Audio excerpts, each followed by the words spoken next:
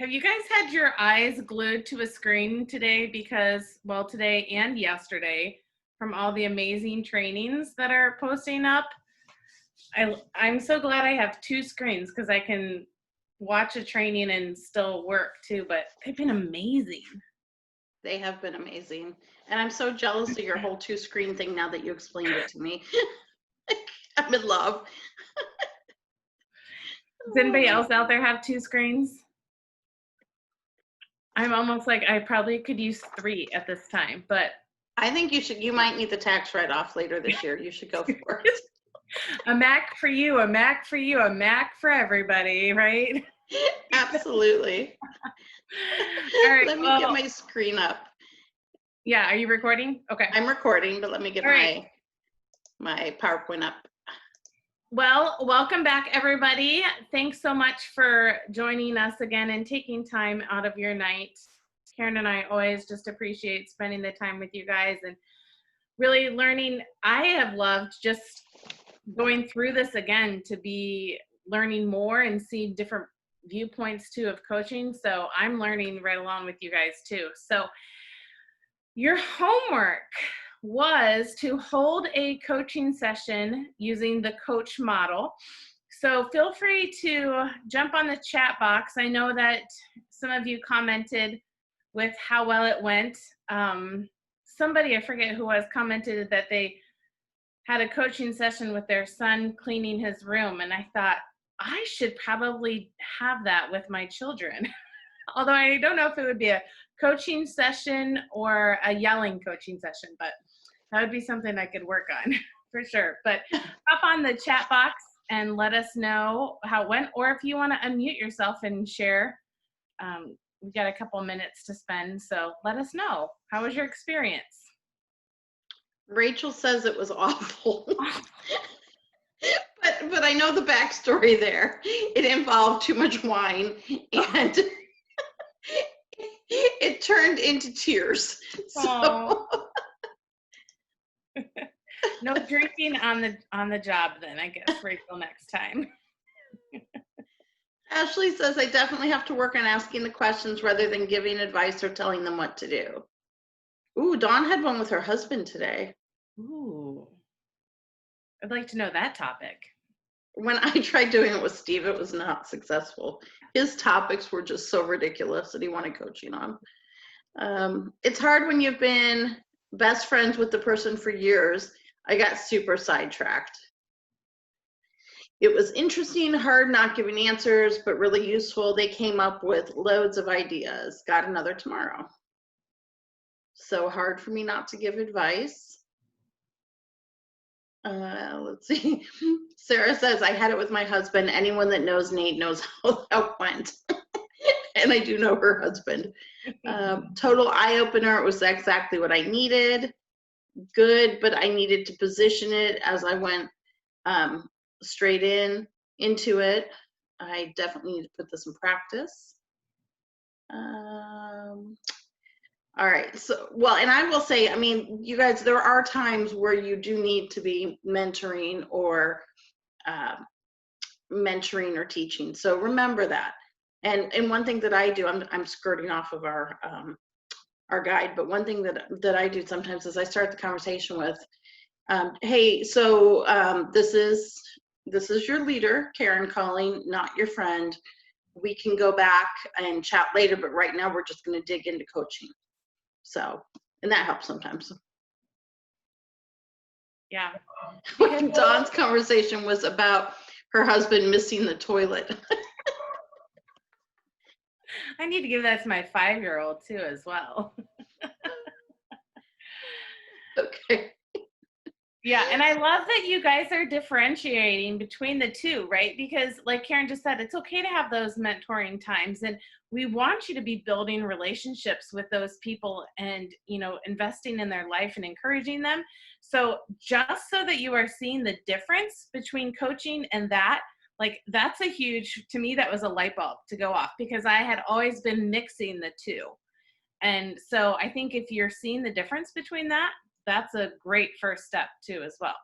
Yeah, and Chelsea says you set the tone for how your call will go. Absolutely. Absolutely. All right, let's go to what we're doing today, shall we? Today's session is going to be about practicing using the coaching model.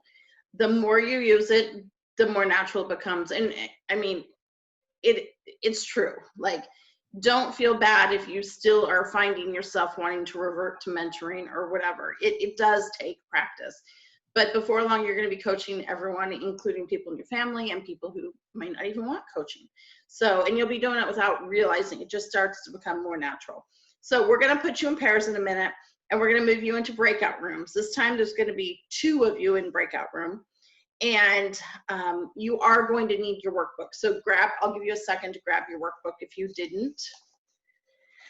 And you're going to use the 2 scenarios in your workbook on pages 12 and 13. And they're not up on the screen, so you really do need to have your workbook. That's why I said. You both are going to have an opportunity to be the coach and the coachee. So you will do both models in your workbook on page 12 and 13. The first one will be the one with the earliest birthday. So if your birthday is earlier in the year, you will be the coachee first. So when you guys get into your groups, you're going to ask who has the earliest birthday. And that person will be the coachee to start with, and the other person will be the coach. And then you're going to use the coach model and the powerful questions from pages 4 and 8 is your guide. Okay? You have 15 minutes for each scenario. So 15 minutes, and then I will let you know, you're going to see a message that says it is time to switch. It'll pop up on your screen. Did you guys see that like last time? See the message, a reminder message that, you know, okay. Get through as much of the session as you can, and we'll also broadcast a message when it's time to wrap up and come back to the room. Does anyone have any questions? You can put them in the chat if you do. So scenarios are on page 12 and 13. The person with the earliest birthday in the year will be the coachee first. All right, if you guys don't have questions, I'm going to put you in great breakout rooms. Remember, I know a couple of you have had questions about the breakout room. So it's going to show you've been invited to join the breakout room. You have to click that to go into the breakout room. All right, I'm sending you to your rooms now. Have fun.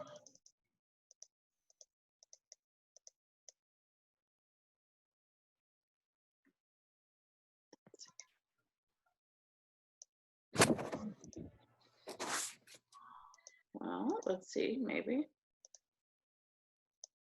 One of you guys is going to have 3 people in your room, so you guys can kind of decide amongst yourself. Oh, wait, no, you aren't, because I'm going to take Hannah out. Hold on. Give me 1 sec.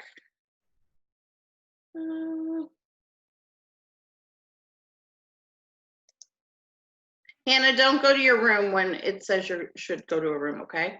Great. Because I can't figure out how to move you out.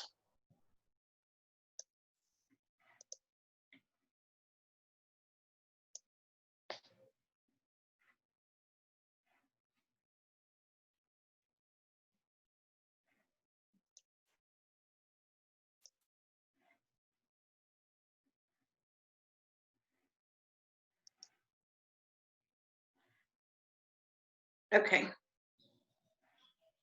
So Heather, I'm going to stop the recording 1 sec. There she went. Okay.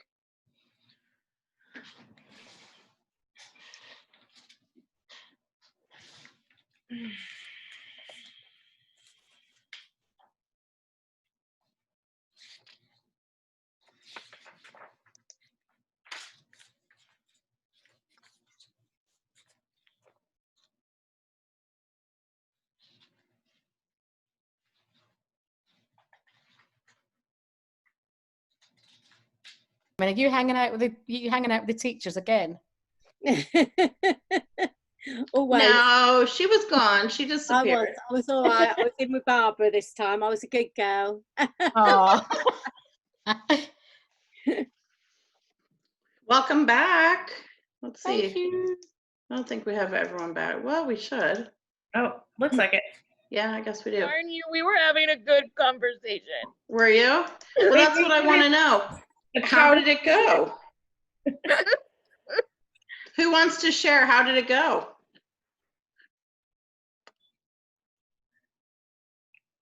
I mean, Oh, let's not all speak at once. Ours It was was great. really good. It was really good. I thoroughly enjoyed it. We did have a bit of a natter as well, but we did go through quite a lot of the coaching, and we did stick to our roles for most of it. We both decided that parts of it were very true for us anyway. Yes, we're stressed and all this, yeah. But no, it was really interesting. And I think, yeah, we both managed to get quite a lot of questions in and had to really think about what we were talking about. It was good. Excellent. And I just really enjoyed hearing her accent the whole time too. So there's that. And I liked yours. So there we go. Let's see. Amy says ours went well and I met a new friend. Lori says it went well. It helps me slow down a little and ask questions instead of offering advice. Let's see. I think mine and Vicky's went well. You find yourself wanting to give advice or to give suggestions, so you have to find a way to probe a question to kind of make them come up with that on their own. Yep. And that's hard because you have to stop and think, but I thought Vicky and I did very well with it. We had some conversation that really helped clear some things too, I thought. Excellent. Who else? We got 10 minutes assigned to this segment. Don't make me call names. I think Oh, it was amazing. I really loved speaking to Chelsea. It was just great. We didn't have one single silence. And it was the coach that was doing most of the talking. So it was amazing. Excellent. And it was really real, really real. It was like it was a proper real conversation between coach and coachee in a real life scenario. It wasn't forced or kind of, awkward. Were there parts that were challenging? Oh yeah, of course. But it's just going straight back to the open question. As soon as you want to say a solution, no, let's turn that into a question. I also want to go to London now, so there's that. You're welcome anytime. See, this class serves so many purposes. Had Bernie, and she was so dang delightful. Aww.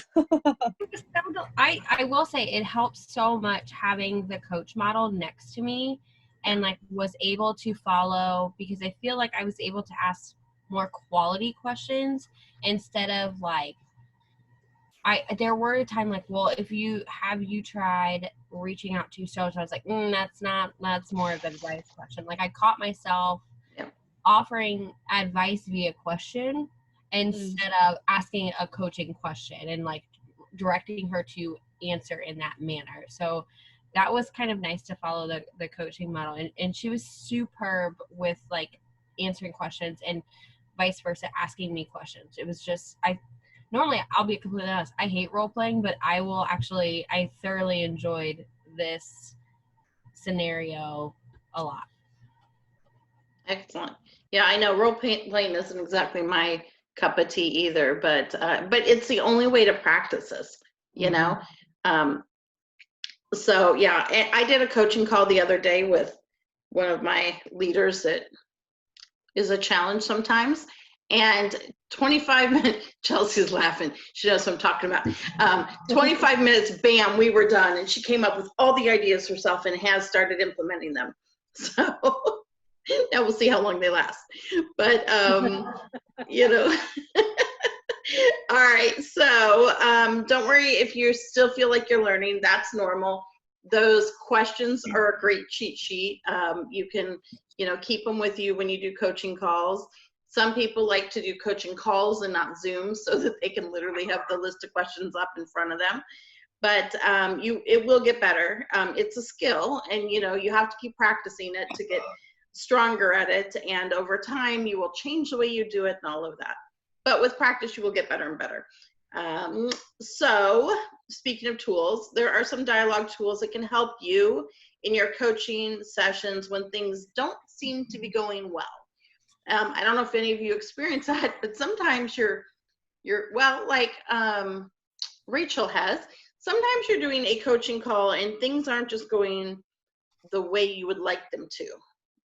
So Hannah's going to go through some ideas and techniques that you can use when things aren't going the way you had hoped they would. Yeah, because in a perfect world, your coaching session would follow exactly the coach model, right? And you would be able to ask all the coach questions, but we know that we don't live in a perfect world.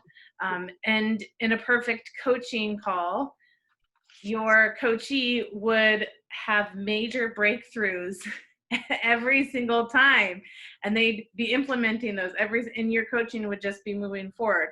But we know that is not reality. In reality, coaching rarely follows a linear process and goes exactly the way we want it to. So coaching can be messy sometimes. So having the tools in your back pocket is a good idea for these times. I'm going to give you two favorites of mine right now. So if you have your guide, you want to turn to page 14 if you're taking notes.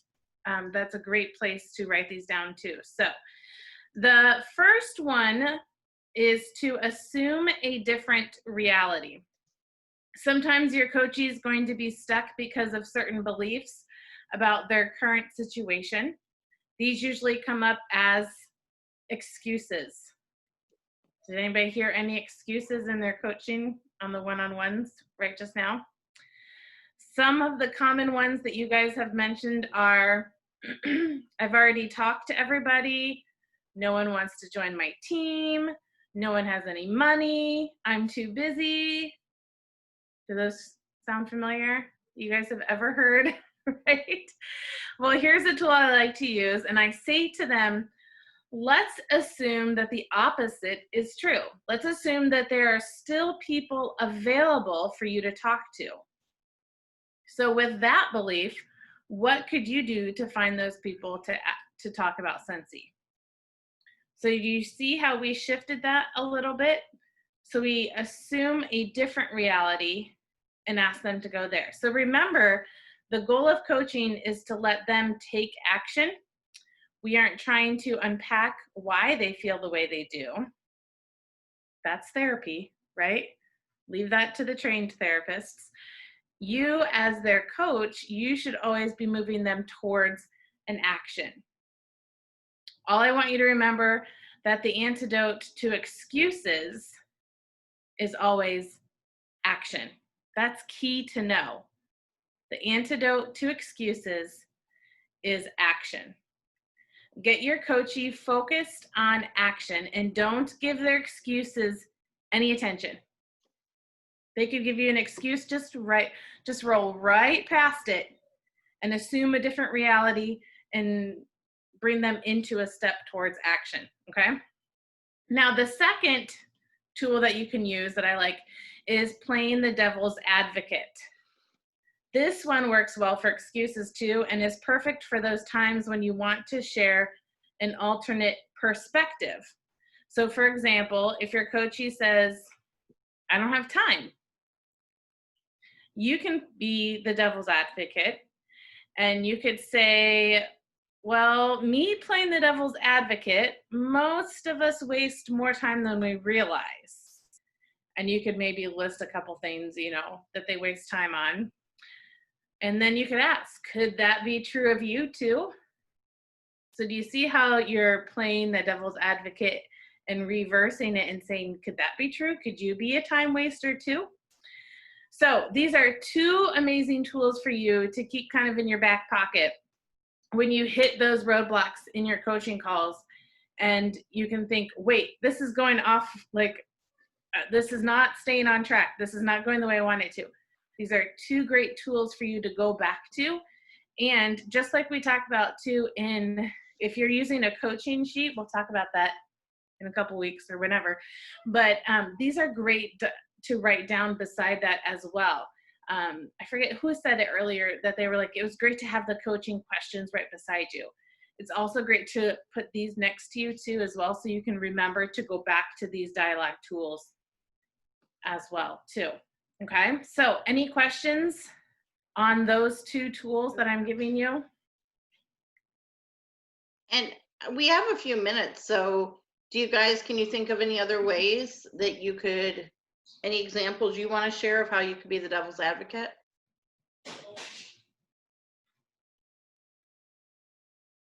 One example that I like, when they tell you they've talked to everyone, that they've literally gone through their list of 100 and they've talked to every single person they know, and no one, likes Scentsy. I'm like, I like to kind of revert them back to, well, let me be the devil's advocate. Exactly who have you talked to? Let's start there. Like, let's talk through your list, because if you've literally talked to every person that you've ever met, that's a lot of people. So maybe there's an issue with the way you're talking to them. So let's start with, who really have you talked to? Or I also like when they say something like, when they're clearly proud of themselves. And Laura Godwin brought this up when we were doing she said, what do you do when someone tells you they're doing all the things and they want to work on their PRV, but they're doing successfully all the things? And but they clearly aren't doing all the things because they only have 50 PRV for the month, and they've told you yep, I do whiff boxes, yep, I successfully market LTOs, yep, I do lots of Facebook parties. Then Sydney kind of said, well, if you're doing all these things successfully, wow, that's amazing. I'm curious then, are you holding thousands of dollars in orders you haven't entered in the workstation? Because I noticed your PRV was only 50 for the month, and it's the 28th. So if you're doing all these successfully, I would expect the PRV to be higher. If not, perhaps there are some ideas we could work on. And so, you could kind of call their bluff with it as well. Does anyone else have any examples of ways you've done it or questions about it before I give you your homework? Yeah, and what's that saying? The proof is in the pudding, right? Is that the correct saying? So I always also like to ask them, you've talked to everybody, just like Karen was saying, who have you talked to? Show me your list. Show me your list. Like, show me the proof that you have done this. And then that can also be I guess I haven't really asked, or I haven't tracked, or, so it's always using those two tools to work towards that question and getting back on track too. So yeah, anybody else? My biggest one is when people are like, I posted on social media. I tell them, awesome, that's amazing, but what did you post? And before, obviously, the coaching call, I've obviously went over their social media to look. And they'll be like, well, I shared this and this and this. And I'm like, yeah, you shared that 2 weeks ago, and you shared the flyer of that, and that's all I've seen. So that's where I kind of have to encourage, you need to be more personable. You need to actually show that you use our products, like your own pictures. And it can't just be one post to get rich. No, sis. No. You have to stay consistent with sharing the opportunity and sharing your story. And usually they're like, well, I don't have pictures. And I say, well, there's Instagram, there's Pinterest, there's my pictures, there's everyone else's pictures.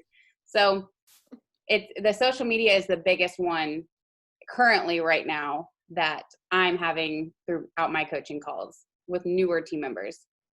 Yeah, that's a good point. And I always like to follow that up with, so you posted that, that's great. Then what was the next step that you did? And sometimes they're like, oh, well, I just posted it and asked for the sale. Well, that's great. That's what 500 other consultants did too. So what action step did you follow that up with? Because you can't just stop right there. You have to keep doing the actions afterwards too. So great. That's great advice, Chelsea. Love that. And that to follow up on that, when they say, well, I asked if anyone wanted to host. Well, where did you? Well, I posted it on my Facebook page last week, which how many people saw? Did you have real conversations with anyone? No, you passively posted it once. So, but there are lots of good ways to play devil's advocate without being nasty. And you can even say, I'm playing the devil's advocate right now. Let me ask you some questions that come to mind. So, but it does work. You could also say, like, who do you see on social media, Scentsy wise, that is doing amazingly and really, really smashing it. So what is it they're doing differently, do you think, than what you're doing? And again, keep putting it back to them and say, right, okay, so what is this person doing that is making them so successful? Look at their social media and see what it is that they are doing that you're not doing, and tell me what it is you think you can do, rather than telling them, do this, do that. Again, let them see it for them. Talk about their reality and say, right, you've said to me X, Y, and Z is really good at, or Z as you guys say, is really good at, you know, this and this. Well, you have a look at her social media and tell me what it is that she's so good at. What is it that people are attracted to, and get them to come up with why, and then what they're going to do, rather than keep saying, like, try this, try that.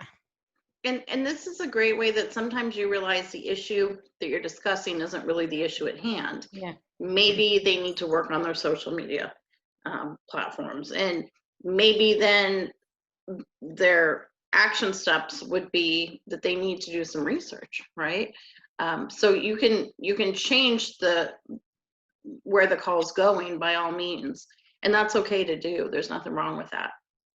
Can we pretend that we heard them say something? So I did one this week, and she talked about giving out samples, and I said, so you gave out samples that day, and what day did you say that you'd followed up? Because I couldn't think how to say to her, you need to follow up, without giving her advice. Is that okay? Sure. Okay. Sure. Why not? So, and samples is another one, you know, and Hannah and I were shopping on Amazon while you guys were in your breakout rooms. So, but that we were talking about follow up from samples. There's no value to them if you're not gonna, you know, if you're just giving them out and there's no return on investment, you don't know if it's a you know, if it's a viable expense or not. So, but that's another great thing is, you know, asking them and then what did you do? And then what did you do? And that kind of thing. So, and then another situation you might come across with this, and then I'll give you your homework assignment, is when you do the next call, if they haven't, they didn't do their action steps. Have you ever had that happen? So maybe what we need to coach on is why you weren't accountable for what you said you would do. Is that a possibility? So why didn't you do that? So what do you think would make you more accountable? You know, and because you're not going to keep wasting your time and theirs if they're not going to follow through. But it's assume a different reality and play devil's advocate totally come into play there. So, all right, let me give you your homework assignment. And so you are going to conduct a coaching session using the coach model with someone different from last week.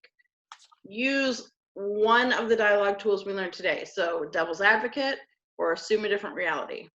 And then, do you guys understand assume a different reality? So let's pretend not every single customer in the world has a Scentsy consultant. When they say everyone already has a consultant, what would you do to build a relationship with those people, assuming that? And then you're going to post a summary of what went well and how it was different from the session you conducted last week in the Unit 3 homework section. And next week, we want you to bring a real life scenario to class that you personally want coaching on. Okay? So a real life scenario that you want coaching on. It can be anything. It doesn't have to be Scentsy related, but it can be for sure. You know, it's really fun when you bring the same scenario that the person that you're paired with brings, because that's what happened in my coaching. And so, did it really? Like to the T, and we hadn't even talked about it. So, you know, but it's going to be so much fun. So really think about your business and think of like, what could I use some coaching on right now? And it's going to be a challenge for that coach to coach you through that. So it'll be fun. It's a fun week next week. Yep. So any questions? All right. Enjoy SFR week, you all, and have a good night. Yeah. We'll see you next Sunday. See ya. Bye.